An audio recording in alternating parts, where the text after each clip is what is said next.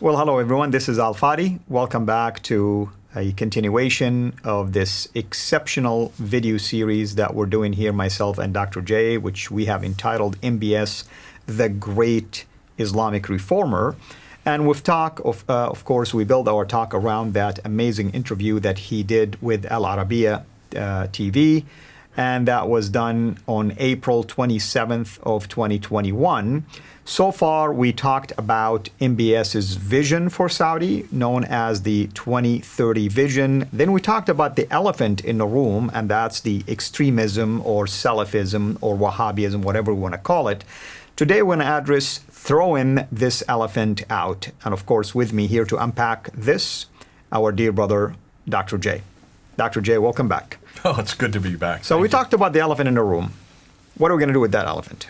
Yeah, well, the elephant in the room, of course, and let's define it. The elephant in the room that Mudaifa brought up is, what are you going to do with the Salafis? What are you going to do with the Wahhabis? What are you going to do with the traditions? What are you going to do with the CIRA, the biography of the Prophet? What are you going to do with the Hadith, the sayings of the Prophet? What are you going to do with the Tafsir and the Tahri, the histories, and the commentaries and the histories of all mankind? These are the four genres, what we know as the standard Islamic narrative, SIN, or the Islamic traditions. You've got to deal with them. And he dealt with them. He said it very clearly. He said, we're going to eradicate the Hassan and the Taif, the weak ones. We're going to keep to the Sahih, which would be the resolute ones that are strong, but only those which correspond with the Quran. So the Quran will be the testimony. The Quran will be the witness. The Quran will be the standard. This is the constitution of Saudi Arabia. This will be the constitution. This will direct what we keep, what we throw out, which he didn't know at the time. I don't think he still knows, but many of the Muslim scholars around the world are saying if he's going to keep to that, that's 90% of the traditions you'll have to throw out. 90% of the hadith you're going to have to throw out and just keep 10%. And those 10% are all directed or dictated by this book, the Quran. So here's that. To me, I thought that was genius. I thought the guy really does know what he's talking about. This guy has a vision. But then I went up to my different videos. I put up 3 videos and I looked at the comments. I love to look at the comments, and I suggest all of those of you who are watching do put the comments there. Do talk about them. I want to hear your reaction to what we're saying. We have now a Saudi Arabian here. He used to be a Muslim. This is your background, so you're talking from a Saudi Arabian standpoint. And what I'm hearing in the comments is, this guy's not going to make it. He's going to probably be assassinated. They're saying things like, this guy, how can he stay? How can he be the ruler with this kind of program? Nobody in their right mind would dare to say something like this. And that's the knee-jerk reaction that I would expect. It is, but may I add to this also? It seemed like it's coming from maybe people who are not familiar with the demographic, of Saudi and also the present population of Saudi. You're dealing with a majority of Saudi Arabians who are young in age, who are eager to see changes like this, who, quite frankly, I think they are going to be on cloud 9 when they see these kind of changes. So the outsiders probably are thinking this way, but from within Saudi, he has the majority of people on his side. Absolutely. Let me give you an example. When I was in London, I would get up at Speaker's Corner and I would go down there every Sunday.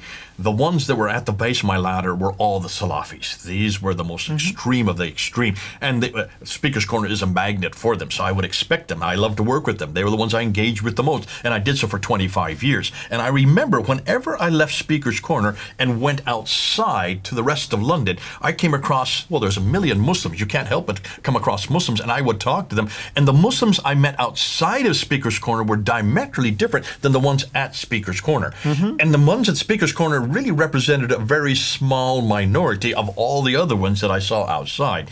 And the ones outside, they were getting fed up with what they were hearing on the news. They were getting fed up with what they were seeing almost every week, that one headline after another Muslim has blown up this place or shut down this place or run a truck into these people, or you name it, there was violence after violence. And they were getting upset because, justifiably so, they're saying, this does not represent me. I do not like what I've seen in the news, and I do not like all the news articles and all the newspapers saying that this is Islam, because this is not my Islam. This is not me. They were basically saying, not in my name. Do not represent me when you're saying that these guys and these gals are doing these stupid things all over the world. Right. And what I'm hearing outside of Speaker's Corner, I realize, was the bigger part of Islam. These were the majority, and the majority of Muslims that I know belong to this group out here, the group that want to be peaceful, the group that have left many of their countries to come to the West so that they can leave that side of Islam. They want the real Islam. They want actually what we see right here.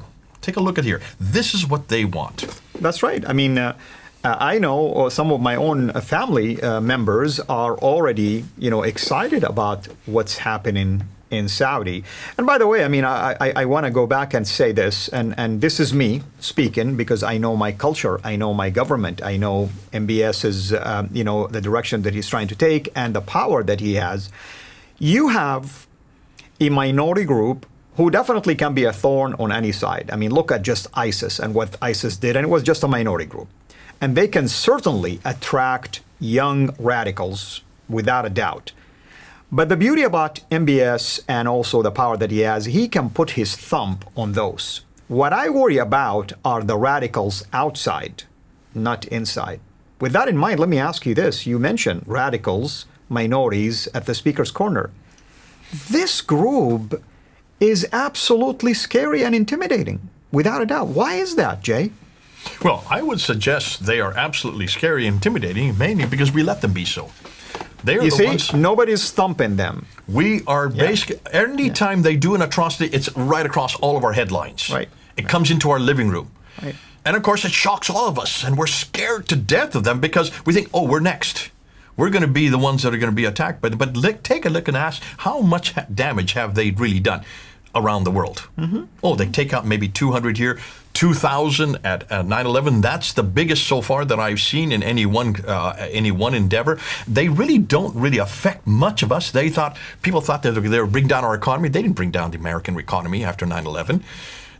What have they really done? What damage? But see, we proclaim them, we broadcast them so loudly that everybody thinks this is Islam. And I'm finding when I go around from church to church to church to church, the first question that's asked me in my question and answer period is, Jay, why haven't they killed you yet? I said, why are you even asking that question? 99% of Muslims do not want to touch me. 99% of Muslims are just like you and me. Right. The 1% that you're talking about are the ones that are in our news all the time. We are our own biggest problem because we create this fear. We create this image of Islam that is pernicious now and which gets into everybody's mind. Therefore, Islam or Muslims are a religion of violence. Muslims are not violent, folks.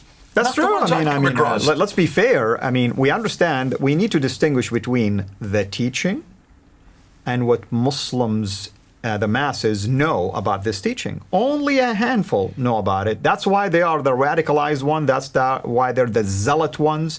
And now, the Prince, MBS is basically cutting into that as well. He's saying, even your sources, I'm going to filter it out.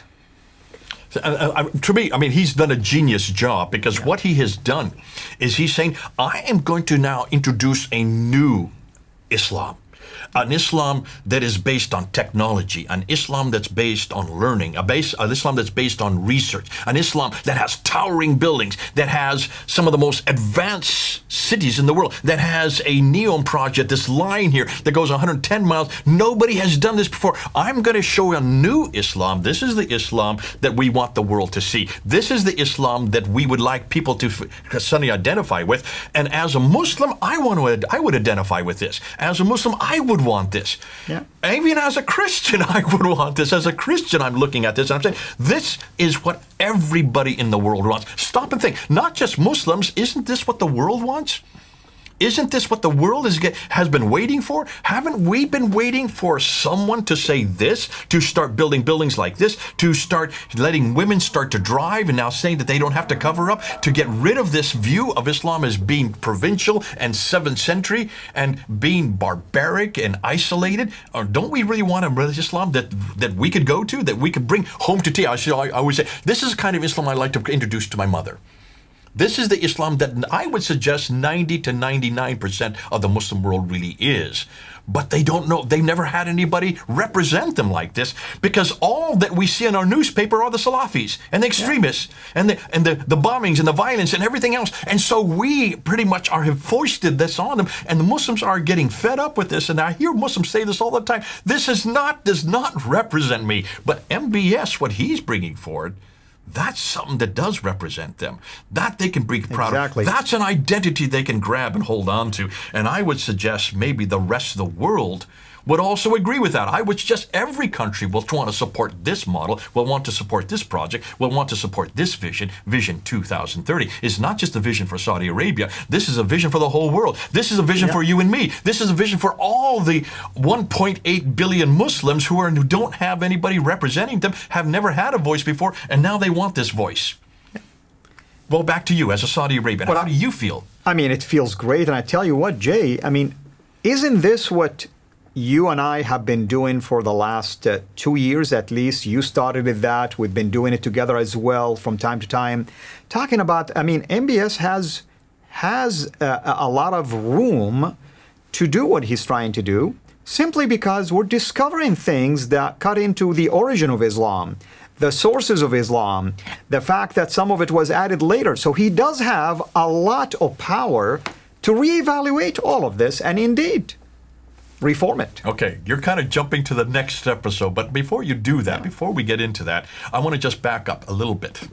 What we're saying is maybe this is the next Reformation. Maybe this man, MBS, is the next reformer. And to understand that, we need to look at our own tradition. Remember, we had a Reformation in the Christianity. We had the reformer. His name was Martin Luther. And Martin Luther, he nailed those 95 theses up on the door. Right. And he basically he said the same thing MBS is saying. Did you notice what MBS said?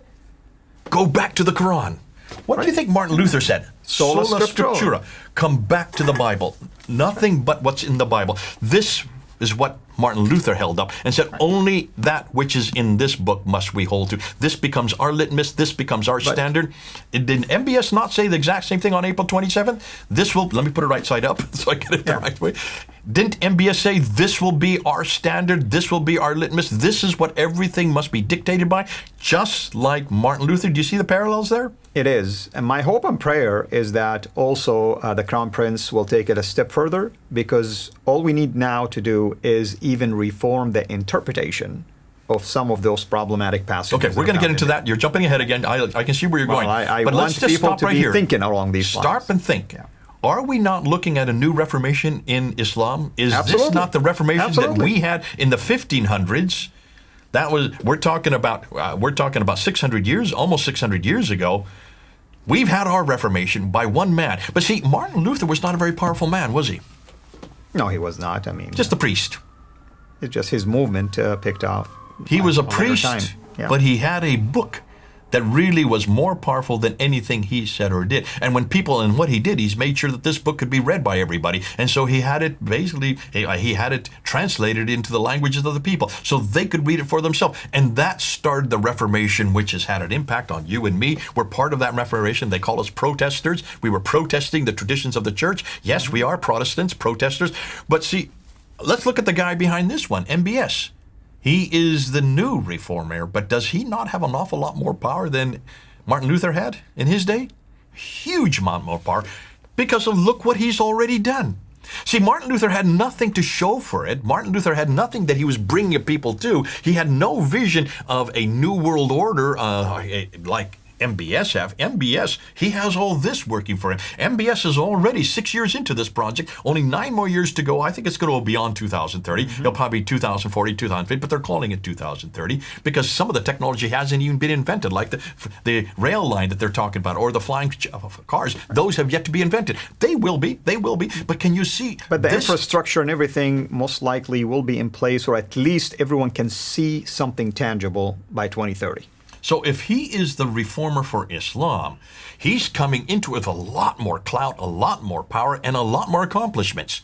He's already saying, I'm not just giving you an idea, I'm actually showing you what we're doing. That's right. And by the way, this is powerful. You know why? Because Saudi Arabia, as I always say, is not only the place where Islam is perceived to have originated from, but it's the model for what Islam would look like. And to have these kind of ambitious statements coming out from the top authority, it will send a lot of shock waves both ways, for those who are excited about it, and then for the minority who will be discouraged by it. No, to be fair, MBS also sees the future, and he sees the future is no longer oil. Everything's going green. We've just seen how Europe is now pretty much saying by 2030, 2040, they want everything in Europe to be electric. Here in the United States, maybe a little later. But if that is the case, no more oil is needed. If there's no more oil needed, then what is Saudi Arabia going to do for its finances? They're realizing that they've got to diversify into other areas, and they're moving all these petrodollars into this diversification. So it stands for, it's common sense that he's doing what he's doing. We understand that part of it. What I like about it is that he's already saying, yes, but we're diversifying not just because of the fact that we no longer have oil to sell, but we're diversifying because we want to be the center of the world. Now, if that is the case, there is a glaring problem. There is one problem that's going to stand in the way. We're going to get to that, and that will be the next episode. Do you want to give people a teaser? No, I don't want to give them a teaser. I want them to come. Okay, well, everyone, I tried. All right, I'll say this. It has to do with one book.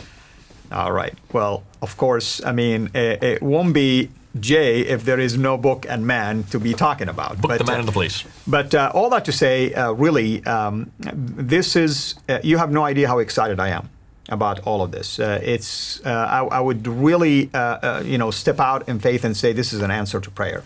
There are many people that prayed for Saudi. Many people prayed for my people. Many people prayed for this kind of change to take place. And it's amazing. It is absolutely amazing changes. I know of other things that MBS is also considering, but I don't want to bring it up here because I do not want to jump ahead of the curve. Anyway, all that to say is I love this man. And I pray for him, for his safety, and I pray that the Lord will continue to bless him and give him wisdom to take this, country and the direction into the future, making it possible for all of us, really, to once and for all, hopefully, have a open-minded dialogue with our Muslim people without having to yell at each other, scream at each other, and receive threats from each other, and so on and so forth. With that in mind, we're going to talk about the book next time. Thank you as always. Everyone, thank you so much for being here with us. See you next time. This is Al-Fadi. Over and out. God bless. Thank you for watching this video. Be sure to like and subscribe to our channel CIRA International and click on the bell so that you receive notifications whenever we publish a new video or go live. I would also like to appeal to you to consider becoming a Patreon patron by clicking the link right below. By doing so, you can give towards the production of these videos. There are also other options for you where you can give to our channel. I thank you from the bottom of my heart.